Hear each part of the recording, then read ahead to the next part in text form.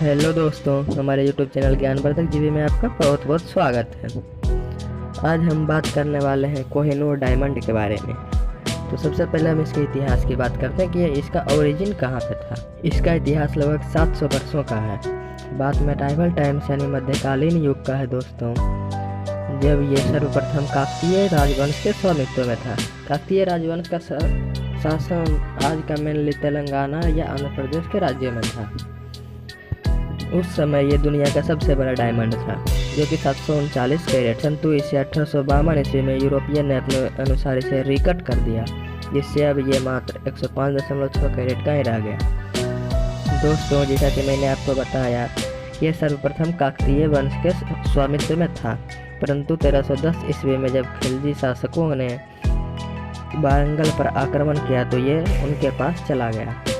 वारंगल विजय के बाद काकतीय राजवंश से खिलजी शासकों ने यह कोहिनूर डायमंड अपने पास ले लिया। खिलजी शासकों के पास कुछ समय रहने के बाद जब दिल्ली सल्तनत की स्थापना हुई तो कोहिनूर हीरा खिलजी से दिल्ली सल्तनत के अधिकार में आ गया। लेकिन दोस्तों, 1526 ईस्वी में जब अफगान रूलर बाबर ने दिल्ली पर हमला किया और इब्राहिम लोदी को परास्त कर दिल्ली में मुगल वंश की स्थापना कर दी, तो ये अब कोहिनूर हीरा पर उसका स्वामित्व स्थापित हो गया। उसने इसे एक नया नाम दिया और इसे डायमंड ऑफ बाबर यानी बाबर का हीरा कहा। उसके बाद ये काफ़ी समय तक मुगल शासकों के पास रहा, परंतु 1739 ईस्वी में जब पर्शियन आक्रमणकारी नादिर शाह ने दिल्ली पर हमला किया तो उस समय मुगल शासक मोहम्मद शाह था, जिसे इतिहास में रंगीला शासक भी कहा जाता है।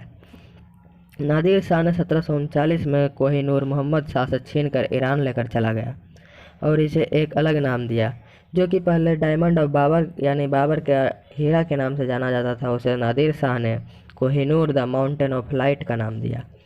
बात 1792 से 1800 के बीच की है दोस्तों, जब नादिर शाह की हत्या हो चुकी थी और उसके परिवार में भयंकर युद्ध छिड़ गया था।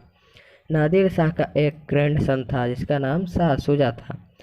वो ईरान से भागकर पंजाब चला आया और अपने साथ कोहिनूर हीरा भी लेकर आ गया।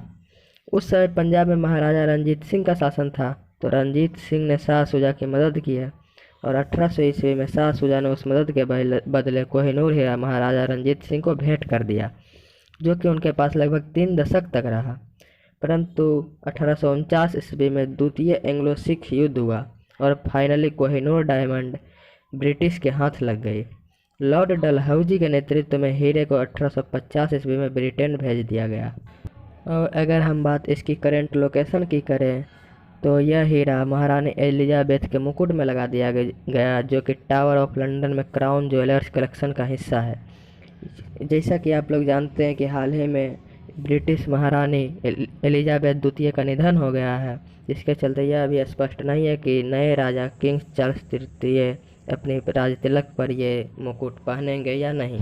और जैसा कि आप लोग जानते ही होंगे कि हाल ही में ब्रिटेन की महारानी एलिजाबेथ द्वितीय का निधन हो गया, जिसके बाद ये चर्चा और भी तेज हो गई कि भारत में कोहिनूर हीरा की वापसी होनी चाहिए।